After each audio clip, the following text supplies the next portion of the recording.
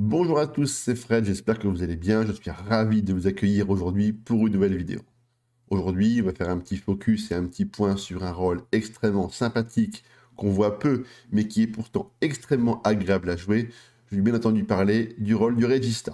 Le regista est un mot italien qui définit en somme une sorte de metteur en scène ou celui qui réalise. Si on doit transposer ça dans le football, c'est celui qui détient les clés du jeu et de votre tactique. Le regista va toujours évoluer sur la pointe basse de votre milieu de terrain. Si le regista est un milieu de terrain plutôt reculé, un meneur de jeu positionné en numéro 10 ne sera pas un regista. Les très grands numéros 10 français, comme l'étaient par exemple Platini et Zidane, ont toujours eux évolué derrière les buteurs. Par contre, les grands registas ont toujours eux évolué devant leur défense centrale. Lorsque votre équipe n'aura pas le ballon, il va évoluer de façon extrêmement naturelle avec un positionnement en numéro 6 comme un milieu de terrain récupérateur. En revanche, lorsque votre équipe va reprendre la possession du ballon, il aura différentes fonctions. La première, dans les phases de transition, c'est de soit faire des passes à des coéquipiers ou de remonter le ballon en dribblant de façon à faire remonter le bloc de votre équipe. Lorsqu'il va arriver dans les phases clés et les 30 derniers mètres, là encore, il aura deux options, soit la passe, soit les tirs de loin. Il y a une phrase qui résume parfaitement le rôle et l'instinct de passe du regista. C'est une citation qui nous vient du coach italien Carlo Ancelotti qui a déclaré « Le regista voit en une fraction de seconde des passes que des joueurs inférieurs mettraient toute une carrière à trouver ». Bien entendu, quand on parle de regista, le premier nom qui nous vient tous en tête, c'est Andrea Pirlo, qui a commencé à jouer en numéro 10, puis qui est redescendu numéro 8 sur le terrain, et qui a fini sa carrière en tant que numéro 6 et regista à la Juve. C'était bien entendu un monstre et un excellent joueur, mais dans ma vision, moi, de footballeur et dans ma connaissance, s'il y a un joueur qui m'a plus particulièrement marqué pour ce poste, c'est le joueur espagnol Xabi Alonso, qui évoluait à Liverpool et à Real Madrid. J'ai toujours trouvé ce mec absolument incroyable, une vista dans les passes et surtout une bonne gueule et un charisme incroyable. C'est pour moi mon meilleur regista.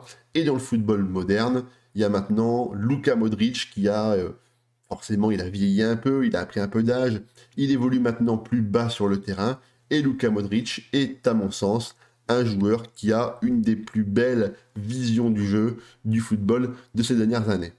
Voici maintenant les consignes individuelles requises pour le rôle du regista. Il est disponible uniquement en tâche soutien et on lui demande naturellement de décrocher plus souvent et de prendre plus de risques, ce qui est extrêmement logique grâce à sa position sur le terrain et au rôle qu'on a vu ensemble juste avant. Ensuite, ce sera à vous de moduler en fonction du joueur que vous avez. Si votre joueur est doté d'une excellente frappe de balle, vous pouvez lui demander de frapper davantage pour essayer de tromper la vigilance du gardien. Par contre, si sa frappe de balle est moyenne, essayez de le brider pour ne pas envoyer des grandes saucisses dans les tribunes pendant tout le match. Si votre joueur a une bonne technique et qu'il sait bien dribbler, vous pouvez lui demander de dribbler plus de façon à créer un peu le danger et le chaos au sein de la défense adverse. Et si votre joueur a la capacité de pouvoir monter davantage et de se projeter, vous pouvez cliquer ici pour amener au joueur plus de verticalité. Attention toutefois, si votre joueur monte sur le terrain, essayez d'avoir toujours des joueurs qui vont pouvoir compenser les montées avec des joueurs avec des rôles plutôt défensifs ou de soutien pour pouvoir justement venir aider à la récupération du ballon dans les phases de perte de balle. Voici maintenant les différents attributs nécessaires pour le rôle de regista. Pour la partie physique, seul l'équilibre est mis en avant parce que c'est un joueur qui sera extrêmement mis sous pression. Il y aura beaucoup de contacts et il faut qu'il puisse rester solide sur les appuis. Pour la partie mentale, c'est un joueur extrêmement complet qui devra notamment briller par sa capacité à prendre de bonnes décisions. Donc l'anticipation, la décision, l'inspiration, le jeu collectif, le sang-froid et la vision du jeu seront les attributs clés non négociables pour avoir un excellent regista. À noter également l'appel de balle, parce que comme il va chercher à monter, il faut être bien évidemment bien positionné. Les notes de dribble, contrôle de balle seront importantes parce qu'il va avoir également la faculté de remonter le ballon pour les phases de transition. Ensuite, les passes et la technique, bien évidemment, c'est important pour pouvoir avoir un minimum de déchets dans son jeu de passe. Et les tirs de loin, il sera souvent en position pour tirer. Donc des notes de 14, ça me paraît vraiment plutôt pas mal pour ce genre d'attribut. Voici maintenant des caractéristiques plutôt sympas pour occuper le rôle de régista sur le terrain. Donc on a défini ensemble un peu la fiche de poste et vous avez certainement compris quelle était sa position et son rôle sur le terrain. Donc son but c'est de dicter son rythme et de créer le jeu à sa manière. Donc s'il peut tenter des passes de loin, des ouvertures dans le dos de la défense pour des joueurs qui sont lancés et éventuellement si vous avez des joueurs qui évoluent sur les côtés, d'orienter le jeu sur les ailes, ce sont de très très bonnes caractéristiques. Et si votre joueur est bon techniquement, qu'il sait bien tirer, qu'il ait des bonnes notes en tir de loin et en sang-froid, la caractéristique de tir de loin peut également être, elle, une fonction extrêmement intéressante et imprévisible pour la défense adverse. Voici maintenant des caractéristiques à éviter pour le rôle du régista. La première, c'est le jeu court et simple. Son but, c'est d'être extrêmement imprévisible, de faire preuve de vista, d'envoyer des passes dans le dos de la défense pour pouvoir retourner la tactique adverse. Donc un jeu court et simple ne correspond absolument pas aux différentes qualités qu'il va avoir. Et s'il ne joue pas en profondeur, ça ne sert à rien. Son but, c'est d'amener de la verticalité, d'amener du mouvement et de trouver des joueurs qui seront lancés. Voici maintenant quelques joueurs qui pourraient occuper parfaitement le rôle de régista sur le terrain. En premier, j'ai sélectionné Ismaël Benasser, le joueur algérien de l'AC Milan, qui a une carte plutôt correcte et des bons attributs bien placés pour justement pouvoir occuper ce rôle sur le terrain. En plus, niveau caractéristique, il a dicte le ballon, tente des passes de loin, ce qui est extrêmement intéressant. Du côté du PSG, nous avons le joueur espagnol Fabian, qui lui a une excellente vision du jeu et ça permettrait au PSG d'avoir un meneur de jeu beaucoup plus bas sur le terrain. C'est donc une excellente option. Ensuite, nous avons deux possibilités autres. C'est Frenkie de Jong, qui lui par contre est un joueur plutôt vivace, très bon balle au pied dans les dribbles et la technique, qui serait un joueur excellent pour pouvoir justement remonter le bloc avec des bonnes prises de balles. Et ensuite, nous avons Thiago, le joueur espagnol de Liverpool, qui a un peu disparu des radars, mais qui est quand même balle au pied, un excellent joueur.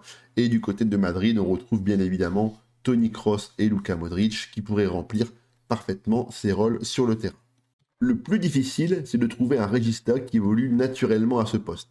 La seule proposition que je peux vous donner, le seul conseil que je peux vous donner, c'est de reformer un joueur. Si vous ne trouvez pas de joueur qui occupe ce rôle de façon naturelle sur le terrain, il faut prendre un joueur numéro 10 ou numéro 8, et essayer de le reformer pour le faire redescendre, comme on a fait avec Pirlo, qui est passé de numéro 10 à numéro 6 avec une position sur le terrain en régista. Parce que vous pouvez avoir un joueur qui sera bon physiquement, qui sera bon techniquement. La plupart des notes se jouent dans la partie mentale. Et les notes mentales s'acquièrent principalement dans FM avec l'expérience. Donc un joueur qui aura de la bouteille sera naturellement un joueur qui sera beaucoup plus à l'aise pour évoluer plus bas sur le terrain et avoir vraiment un rôle qui va pouvoir jouer de façon optimale au sein de votre tactique. Voici maintenant un exemple tactique d'une animation que vous pouvez avoir pour utiliser le rôle du régista. Donc Luka Modric évoluera en pointe basse, en régista, et devant lui, il aura deux joueurs. Il aura Kamavinga en milieu de terrain récupérateur qui va pouvoir justement venir compenser un peu les montées de Luka Modric. Et à sa droite, nous aurons Bellingham qui va évoluer un peu plus sur le flanc de façon à couvrir justement les montées du régista. N'hésitez pas surtout à demander à vos joueurs de rester un peu excentrés. C'est une possibilité, c'est pas forcément une obligation, mais ça va laisser au milieu un couloir pour que Modric puisse venir s'incruster jusqu'ici. Et à mon sens, c'est une excellente possibilité. La vidéo est maintenant terminée, j'espère qu'elle vous a plu et que vous avez découvert ou redécouvert ce rôle un peu magique et original du milieu de terrain. Je vous invite, comme d'habitude, à vous abonner à la chaîne, à liker, à commenter, ça aide à la visibilité, notamment dans les suggestions. Sur YouTube, c'est extrêmement important. Vous trouverez également en lien en description mes liens vers mes différents réseaux sociaux, notamment Twitter et également le lien pour Twitch. On se retrouve très bientôt pour une prochaine vidéo, une vidéo tactique, je pense, pour la prochaine. Allez, je vous dis à bientôt. À ciao les gars.